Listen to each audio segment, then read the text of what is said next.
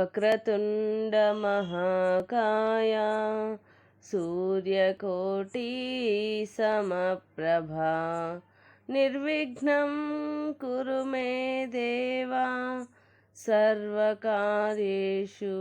సర్వదా.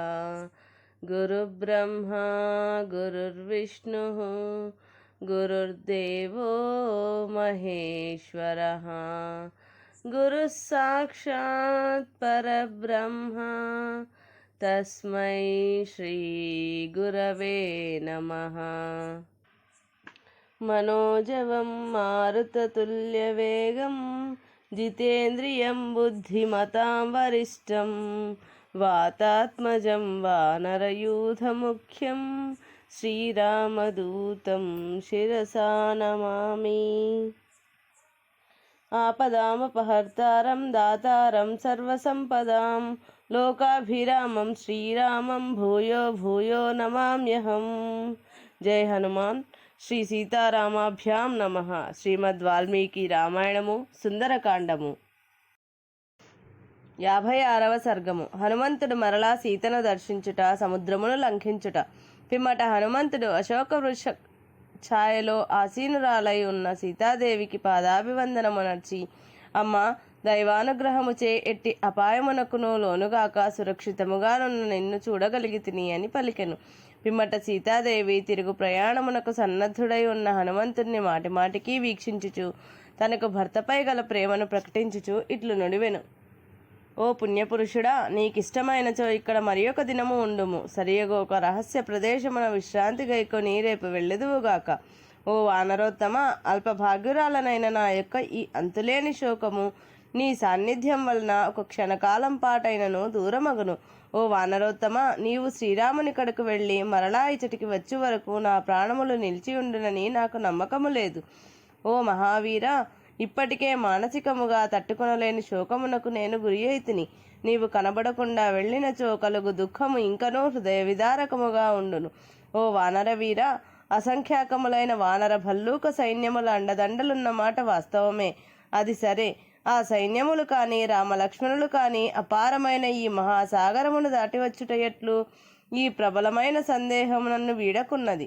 గరుత్మంతుడు, నీవు, వాయుదేవుడు, మహాబలశాలురైన ఈ ముగ్గురు మాత్రమే సాగరమును లంఘించుటకు సమర్థులు. కార్య సాఫల్య విషయమున ఎదురగుచున్న ఈ గొప్ప అడ్డంకిని తొలగించుటకు కార్యదక్షుడవైన నీవు ఏమి ఆలోచించుచున్నావు? ఇందులకు నీ సమాధానమేమి? శత్రువీరులను పరిమార్చుటలో సాటిలేనివాడా, ఈ కార్యమును పూర్తిగా నెరవేర్చుటకు నిజముగా నీ ఒక్కడవే చాలుదువు. దీని వలన కీర్తి ప్రతిష్టలు నీకు దక్కును, రామునకు కాదు. అరివీర భయంకరుడైన రాముడు తన బాణములచే లంకను అల్లకల్లోలము గావించి నన్ను తీసుకొని వెళ్ళినచో అదియే ఆయన పరాక్రమమునకు తగును. రణధీరుడైన ఆ మహాత్ముని పరాక్రమమునకు తగిన రీతిగా కార్యవిధానమును నీవు ప్రతిపాదింపుము. సీతాదేవి నుడివిన అర్థవంతములైన సహేతుకములైన వినమ్ర వచనములను విని హనుమంతుడు ఆమెకు ఇట్లు ప్రత్యుత్తరమిచ్చెను. ఓ సీతాదేవి, భల్లూక వానరుల సైన్యములకు ప్రభువు కపీశ్వరుడు అయిన సుగ్రీవుడు మహాబలశాలి. నీ కార్యసిద్ధికై కృతనిశ్చయుడై ఉన్నాడు. ఓ వైదేహి, కపివరుడైన ఆ సుగ్రీవుడు కోట్ల కొలది వానర యోధులతో కూడి వెంటనే ఇచ్చటికి రాగలడు. వీరులు నరవరులు అయిన ఆ రామలక్ష్మణులు ఇరువురును కూడి ఇచ్చటికి వచ్చి తమ బాణములచే లంకానగరమును ధ్వంసమునర్చెదరు. శ్రీరాముడు అతి త్వరలో సపరివారముగా రావణుని హతమార్చి నీతో కూడి తన నగరమైన అయోధ్యకు వెళ్ళగలడు. అమ్మా, ఊరడిల్లుము, నీకు శుభము కలుగును. నీవు కొద్ది కాలం వేచి ఉండుము. యుద్ధమున శ్రీరాముని చేతిలో రావణుడు హతమొగుటను నీవు త్వరలోనే చూడగలవు. పుత్రులతోనూ అమాత్యులతోనూ బంధువులతోనూ రావణుడు నిహతుడు కాగా రోహిణి చంద్రుణ్ణి కలిసినట్లు నీవు శ్రీరాముణ్ణి చేరగలవు. వానర భల్లూకములతో కూడి శ్రీరాముడు అతి త్వరలో ఇచ్చటికి రాగలడు. అతడి యుద్ధమును శత్రువులను పరిమార్చి నీ శోకమును తొలగింపగలడు. వాయుసుతుడైన హనుమంతుడు సీతాదేవిని ఇట్లు ఓదార్చి తిరిగి వెళ్ళుటకు నిశ్చయించుకొనిన వాడై ఆమెకు అభివాదమునర్చెను. ఆ వానరోత్తముడు ప్రముఖులైన రాక్షసులను హతమార్చి, నేను రామబంటును, నా పేరు హనుమంతుడు అని ఎలుగెత్తి చాటి వైదేహికి ఊరటను గూర్చెను. తన అమోఘమైన బలమును ప్రదర్శించెను. లంకా నగరమును అల్లకల్లోలమునర్చి రావణుని మదమణచి భయంకరమైన తన బలమును వారికి రుచి చూపెను. మరలా వైదేహికి ప్రణమిల్లి శ్రీరాముని సందర్శించు కుతూహలముతో సాగరము మీదుగా మరలిపోవుటకు నిశ్చయించుకొనెను. శత్రుసూదరుడైన హనుమంతుడు అరిష్టము అను పేరుగల ఒక మహాగిరిని అధిరోహించెను. ఆ పర్వతము ఎత్తైన పద్మక వృక్షములు గల నల్లని వనపంక్తులతో కూడి ఉండెను. అందలి శిఖరముల మధ్య వేలాడుచున్న మేఘములచే అది ఉత్తరీయమును దాల్చినట్లుండెను. మంగళకరములైన సూర్యకిరణముల చేత ప్రేమతో మేల్కొల్పబడుచున్నట్లుండెను. ఆ పర్వతముల నుండి వెలువడిన గైరికాది ధాతువులు దానికి కన్నుల వలె విలసిల్లుచు తెరచి చూచుచున్నట్లు ఉండెను. జలపాతముల మంద్రస్థాయి సవడులచే అది వేదాధ్యయనము చేయుచున్నట్లుండెను. అత్యున్నతములైన దేవదారు వృక్షములు గల ఆ శైలము చేతులు పైకెత్తి తపమనర్చు మునివలే ఉండెను. చర్యల నుండి ప్రవహించు నిర్జరముల ఘోషలతో ఆ పర్వతము బిగ్గరగా అరచుచున్నట్లుండెను. ఆ గిరి శ్యామవర్ణములు కలిగి కంపించుచున్న శరద్వనములతో వణకుచున్నట్లుండెను. గాలులతో నిండిన వెదురుల సవ్వడులచే అది వేణువులూదుచున్నట్లుండెను. భయంకరములైన విషసర్పముల బుసలతో అది కోపాతిరేకముచే నిట్టూర్పులు విడుచుచున్నట్లుండెను. మంచుచే కప్పబడి గంభీరములై ఉన్న గుహలచే అది ఇంద్రియములను నిరోధించి ధ్యానమగ్నుడైన మునివలే ఉండెను. ప్రక్కన గల ప్రత్యంత పర్వతముల మేఘపాదముల వలె ఉండుటచే ఆ అరిష్టగిరి ముందునకు సాగుచున్నట్లుండెను. శిఖరములపై వరుసలు దీరిన మేఘములతో అది ఆకాశమును ఆవలించుచున్నట్లుండెను. ఆ పర్వతము అనేకములైన శిఖరములతోనూ గుహలతోనూ అలరారుచుండెను. అది అనేకములైన మద్ది చెట్లతోనూ తాళ వృక్షములతోనూ అశ్వకర్ణ పాదపములతోనూ వెదుళ్లతోనూ పరివృతమై ఉండెను. పువ్వులతో నిండి విస్తారములైన పొదరిండ్లతో అలంకృతమై ఉండెను. ఆ గిరి వివిధములగు మృగముల గుంపులతో గైరికాది ధాతువుల స్రావములతో ఒప్పుచున్నది. పెక్కు సెలయేళ్లతో విలసిల్లుచున్నది. ఎగుడు దిగుడు రాళ్లతో రెప్పలతో సంచరించుటకు ప్రతికూలముగా ఉన్నది. మహర్షులు, యక్షులు, గంధర్వులు, కిన్నెరులు, నాగులు మున్నగు వారిచే అది సేవింపబడుచుండెను. లతల వృక్షముల సముదాయములతో అలరారుచుండెను. ఆ పర్వత గుహల యందు సింహములు నివసించుచుండెను. పెద్ద పులుల గుంపులచే అది వ్యాప్తమై ఉండెను. రుచికరములైన మూలములతోడను ఫలవృక్షములతోడను రాజిల్లుచుండెను. సీతాదర్శన శుభవార్తను ఆమె సందేశమును రామునకు తెలుపవలెనను కుతూహలము తొందర పెట్టుచుండగా వాయుసూనుడైన హనుమంతుడు ఆ అరిష్టగిరిని అధిరోహించెను. పిమ్మట రమ్యములైన పర్వత శిఖరములపై ఆ మారుతి తన పాదములను మోపినంతనే అందలి గండశిలలు పెద్దగా పటపటా ధ్వనులు చేయుచు నలిగి పిండి పిండి అయిపోయెను. ఆ మహాకపి సముద్రము యొక్క దక్షిణ తీరము నుండి ఉత్తర తీరమునకు వెళ్ళదలిచిన వాడై ఆ మహాగిరి యొక్క పై భాగమునకెక్కి తన శరీరమును పెంచెను. వీరుడైన ఆ వాయుసూనుడు పర్వతమును అధిరోహించిన పిమ్మట మీనములతోనూ సర్పములతోనూ కూడిన భయంకరమైన సముద్రమును గాంచెను. వాయుసుతుడైన ఆ కపివరుడు దక్షిణము నుండి ఉత్తర దిశగా ఆకాశమున వాయువేగముతో సాగిపోయెను. ఆ అరిష్టాద్రి హనుమంతుని పాదఘట్టన ప్రభావమున అచటనున్న ప్రాణులతో సహా భూమిలోనికి కృంగిపోసాగెను. అప్పుడు దాని శిఖరములన్నీయూ కంపించినవి, చెట్లన్నీయూ నేలకూలినవి. వీటన్నిటితో కూడి ఆ గిరి కృంగిపోవుచుండగా అందుండి ఒక మహాధ్వని వెలువడినది. హనుమంతుని యొక్క బలమైన ఊరువుల తాకిడికి నిలువలేక పువ్వులతో విలసిల్లుచున్న వృక్షములన్నీ పెళ్లగిల్లినవై వజ్రాయుధముచే కొట్టబడిన వాటి వలె చిన్న భిన్నములై కూలిపోయినవి. హనుమంతుని పాదముల త్రొక్కిడికి ఆ పర్వత గుహలన్నీ శిథిలములైనవి. అందువలన ఆ గుహలలో నివసించుచున్న మహా తేజస్సు గల సింహములన్నీయును బాధలకు లోనై భయంకరముగా గర్జించినవి. ఆ గర్జనలు ఆకాశమును బ్రద్దలు చేయుచున్నట్లు వినబడెను. ఆ గిరిపై హనుమంతుని పాదాహతిచే ఏర్పడిన సంక్షోభ కారణముగా అతడి విద్యాధర వనితలు మిక్కిలి భయపడిరి. అప్పుడు వారి వస్త్రములు చెదిరి జారిపోవుచుండెను. వారి ఆభరణములన్నీను అస్తవ్యస్తములాయెను. వెంటనే వారు భయముతో పైకెగిరిరి. మిక్కిలి పొడవైనవి, బలము గలవి, ప్రజ్వలించుచున్న నాలుకలు గలవి అయిన మహావిషసర్పములు మిక్కిలి పీడితములై మెడలు పడగలు ఎంతయూ నలిగిపోగా భయముతో చుట్టలు చుట్టుకొని ఉండెను. అప్పుడు కిన్నరులు, నాగులు, గంధర్వులు, యక్షులు, విద్యాధరులు మొదలగు వారు సంక్షోభమునకు లోనైన ఆ అరిష్టగిరిని వీడి ఆకాశమునకు చేరిరి. మహాబలశాలి అయిన హనుమంతుని పాదముల ధాటికి తట్టుకొనలేక ఆ మహాపర్వతము వృక్షములతో ఉన్నత శిఖరములతో కూడా పాతాళమునకు కృంగెను. 10 యోజనముల విస్తీర్ణము 30 యోజనముల ఎత్తుగల ఆ అరిష్ట పర్వతము కృంగిపోయి నేలతో సమానమాయెను. తీరములను తన తరంగములచే చెరచుచు భయంకరముగా ఉన్న ఆ లవణ సముద్రమును అవలీలగా దాటగోరిన వాడై ఆ వానరోత్తముడు ఆకాశమునకు ఎగరెను. వాల్మీకి మహర్షి విరచితమై ఆది కావ్యమైన శ్రీమద్ రామాయణమునందరి సుందరకాండం నందు 56వ సర్గము సంపూర్ణం. 57వ సర్గము. హనుమంతుడు సముద్రమును దాటి జాంబవంతుని అంగదాదులను కలిసికొనుట. మహాబల పరాక్రమములు గల హనుమంతుడు రెక్కలు గల పర్వతము వలె ఎగిరెను. వాయువేగము గల హనుమంతుడు ఒక మహానౌక సాగరమును దాటినట్లు అపారమైన గగనార్ణవమును అనాయాసముగా దాటెను.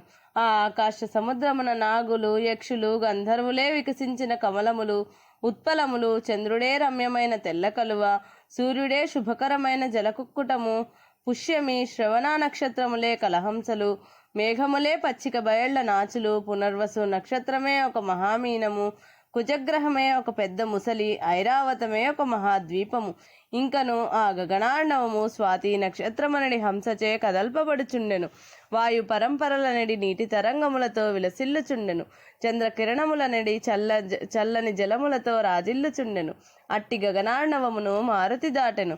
వాయుసూనుడును శుభలక్షణ సంపన్నుడును వానరోత్తముడును అయిన హనుమంతుడు ఆకాశమును మృంగుచున్న వాని వలెను, చంద్రుని వరసి కొనుచున్న వాని రీతిగను, నక్షత్ర సూర్య మండలములతో కూడిన అంతరిక్షమును హరించుచున్న వాని పగిది మేఘములను లాగుచున్న వాని వలెను ఆకాశ మార్గమును సంచరించుచూ వెళ్ళుచుండెను.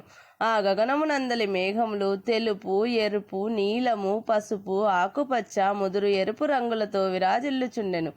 మాటి మాటికి మేఘములతో ప్రవేశించుచు బయటికి వచ్చుచున్న హనుమంతుడు మబ్బుల చాటున దాగి బయటికి వచ్చుచున్న చంద్రుని వలె తేజరిల్లుచుండెను.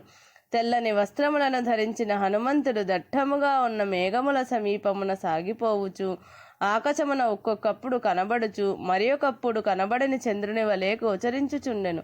వాయుసూనుడు పదే పదే మేఘ సమూహములను చీల్చుచు బయటికి వచ్చుచు గరుత్మంతుని వలె ఆకాశమున భాసించెను. మేఘ గర్జనల వలె గంభీరనాదమునర్చడి హనుమంతుడు మహాధ్వని గావించి ప్రముఖ రాక్షసులను హతమునర్చి తన పేరును చాటెను. మిక్కిలి తేజశాలియగు మారుతి లంకానగరమును అస్తవ్యస్తమునర్చి రావణునకు మనోవ్యధను కలిగించెను. ఘోరమైన రాక్షస బలములను చీల్చి చెండాడెను. పిమ్మట సీతాదేవికి పాదాభివందనము గావించి మహాసముద్రము మీదుగా మరలా విచ్చేసెను. మహావీరుడును గొప్ప శక్తిశాలియు అయిన హనుమంతుడు మార్గమధ్యమున మైనాక మహాపర్వతమును స్పృశించి వింటినారి నుండి విడువబడిన బాణము వలె అతి వేగముగా ఏతెంచెను. ఆ వానరోత్తముడు మేఘ సదృశమైన మహేంద్ర పర్వతము సమీపించుచుండగా దానిని కాంచి మహాధ్వని అనర్చెను. అప్పుడు హనుమంతుడు మేఘము వలె గంభీరనాదమునర్చెను. అది దశ దిశలయందంతటను నిండెను. ఆ కపివరుడు సముద్రము యొక్క ఆవలి తీరమునకు చేరి మిత్రులను దర్శించుటకై ఉబలాటపడుచున్న వాడై సింహగర్జన చేయుచు వాలమును అటు ఇటు త్రిప్పెను. గరుత్మంతుడు సంచరించునట్టి ఆ నభో మార్గమున గర్జనలు గావించుచున్న ఆ హనుమంతుని మహాధ్వనులకు సూర్యమండల సహితంగా ఆకాశము బ్రద్దలగుచున్నట్లు ఒప్పారెను. ఇంతకు ముందు సముద్రము యొక్క ఉత్తర తీరమున చేరి ఉన్న మహాబలశాలురైన అంగదాది వానర వీరులు వాయుపుత్రుని దర్శనమునకు ఎదురుతెన్నులు చూచుచుండిరి. అప్పుడు వారు పెనుగాలిచే కొట్టబడిన మేఘము యొక్క గర్జన వలె ఉన్న హనుమంతుని మహానాదమును ఆయన యొక్క ఊరు వేగముచే ఏర్పడిన సవ్వడులను వినిది. ఇంతవరకును దీన మనస్కులై ఉన్న ఆ వానరులందరూ మేఘ గర్జన సదృశమైన వానరోత్తముని యొక్క నిర్ఘోషమును వినిరి. మిత్రుడైన హనుమంతుని దర్శనమునకై తహతహలాడుచున్న ఆ వానరులందరూ నలుదిక్కులా వ్యాపించిన హనుమంతుని సింహనాదమును విని ఉత్సాహభరితులైరి. వానర నాయకుడైన జాంబవంతుడు సంతోషముతో పొంగిపోయిన వాడై వానరులనందరినీ దగ్గరకు పిలిచి ఇట్లు నుడివెను. ఈ హనుమంతుడు అన్ని విధములుగా కృతకృత్యుడై ఇచ్చటకు వచ్చుచున్నాడు. అందుకు సందేహము లేదు. వెళ్ళిన కార్యము సఫలము కానిచో అతడు ఇట్లు మహానాదమునర్పడు. మహాత్ముడైన ఆ హనుమంతుని బాహువేగమును ఊరు వేగమును గమనించి మహాధ్వనిని విని వానరులందరూ సంతోషముతో ఇటునటు గంతులు వేయసాగిరి. వారు సంతోషాతిరేకముతో హనుమంతుణ్ణి చూచుటకు ఆరాటపడుచున్న వారై ఆ కొమ్మల నుండి ఈ కొమ్మల మీదికిని ఆ శిఖరముల నుండి ఈ శిఖరముల మీదికిని ఎగురుచుండిరి. ఆ వానరులు సంతోషముతో పొంగిపోయిన వారై చెట్ల కొమ్మల యందు శాఖలను పట్టుకుని దృఢముగా నిలిచి చిన్న చిన్న కొమ్మలను బట్టలను వలె దులిపిరి. ఈ విధముగా వారు తమ సంతోషాతిరేకమును ప్రదర్శించిరి. పర్వత గుహలలో ప్రవేశించిన వాయువు ప్రతిధ్వనించిన రీతిగా బలశాలి అయిన వాయుసూనుడగు హనుమంతుడు గర్జించెను. మహామేఘ సమానుడైన ఆ హనుమంతుడు భూమిపై దిగుచుండగా చూచి ఆ వానరులందరూ అంజలి ఘటించి స్వాగతము పలుకుచూ ఆయన ఎదుట నిలబడిరి. మిక్కిలి శక్తివంతుడును శైల సమానుడును అగు హనుమంతుడు వృక్షములతో ఆవరింపబడి ఉన్న ఆ మహేంద్రగిరి శిఖరముపై అడుగిడెను. సంతోషముతో ఉప్పొంగిపోవుచున్న ఈ హనుమంతుడు రెక్కలు తెగిన పర్వతము వలె ఒప్పుచు రమ్యమైన సెలయేటి తీరమున దిగెను. అప్పుడు పరమానంద భరితులైన అంగదాది వానరోత్తములు అందరూ మహాత్ముడైన హనుమంతుని సమీపమున చుట్టూనూ చేరిరి. క్షేమముగా తిరిగి వచ్చిన హనుమంతుని గాంచిన పిమ్మట వారి ముఖములు ప్రసన్నములాయను. అతని చుట్టూనూ చేరిన వారందరూ ఎనలేని సంతోషమునకు లోనైరి. అంగదాది వానరులు కందమూల ఫలములను తీసుకుని వచ్చి వాటిని కపివరుడైన హనుమంతుడకు కానుకలుగా సమర్పించి ఆయనను భక్తితో పూజించిరి. ముదితాంతరంగులైన ఆ వానరోత్తములలో కొందరు గట్టిగా అరచిరి, మరికొందరు కిలకిలారావములు గావించిరి. ఇంకనూ కొందరు సంతోషమును పట్టలేక చెట్ల కొమ్మలను ఆసనములకై తీసుకొని వచ్చిరి. వానరోత్తముడైన ఆ హనుమంతుడు గురువులకును వృద్ధులైన జాంబవంతుడు మొదలగు ప్రముఖులకును యువరాజైన అంగదునకును ప్రణమిల్లెను. పరాక్రమశాలియు పూజ్యుడును అయిన హనుమంతుని అంగద జాంబవంతులు పూజించిరి. ఇతర వానరోత్తములు అందరూ సాదరముగా శ్లాఘించిరి. అప్పుడు మారుతి కనుగొంటిని సీతమ్మను అని సంక్షేపముగా నివేదించెను. అతడు వాలి కుమారుడైన అంగదుని సాదరముగా దగ్గరకు తీసుకొని మహేంద్రగిరిపై గల రమణీయమైన వన ప్రదేశమునందు ఉపవిష్టుడయ్యెను. వానరులందరూ విశేషములను వివరింపుమని కోరగా హనుమంతుడిట్లు తెలిపెను. ఆ జానకీదేవిని అశోకవనమునందు దర్శించి తిని. పూజ్యురాలైన ఆ సీతామాతను భయంకరాకారములు గల రాక్షస స్త్రీలు కాపలా కాయుచున్నారు. ఆమె కేశములన్నీ ఒకే జడగా ఏర్పడి ఉండెను. ఆ అమాయకురాలు శ్రీరాముని దర్శనముకై తహతహపడుచున్నది. జటాధారిణి అయి మలిన వస్త్రయై ఉపవాసములచే కృషించి ఉన్నది. అంతటా కనుగొంటిని అను అమృత తుల్యము విశేషార్థదాయకము అయిన హనుమంతుని వచనమును విని వానరులు ఎల్లరును పరమానందమునందిరి. మహాబలశాలురైన ఆ వానరులలో కొందరు సింహనాదము గావించిరి, మరికొందరు కేకలు వేసిరి, ఇంకనూ కొందరు అంకెలు వేసిరి, మరికొందరు కిలకిలారావములను గావించిరి, ఇంకనూ కొందరు ప్రతి గర్జనలను నర్చిరి. కొందరు తోకలను పైకెత్తి ఉంచి తమ సంతోషములను ప్రకటించిరి. నిర్భరానందభరితులైన కపివరులు కొందరు స్థూలమైన మిక్కిలి పొడవైన తమ వాలములను విలాసముగా నేలకేసి కొట్టిరి. మరికొందరు వానరులు సంతోషపరవశులై పర్వత శిఖరముల నుండి క్రిందికి దూకి భద్రగజము వలె ఒప్పుచున్న మారుతిని కౌగిలించుకొంది. సీతను దర్శించి ఆ చల్లని వార్తను తీసుకొని వచ్చిన హనుమంతుని ప్రశంసించుచు అంగదుడు ఆ వానర వీరులందరి సమక్షమున సాదరముగా ఇట్లు నుడివెను. ఓ మారుతి, బల పరాక్రమముల యందు నీతో ఎవ్వరునూ సమానులు కాజాలరు. నీవు అపారమైన ఈ సాగరమును లంఘించి తిరిగి వచ్చితివి.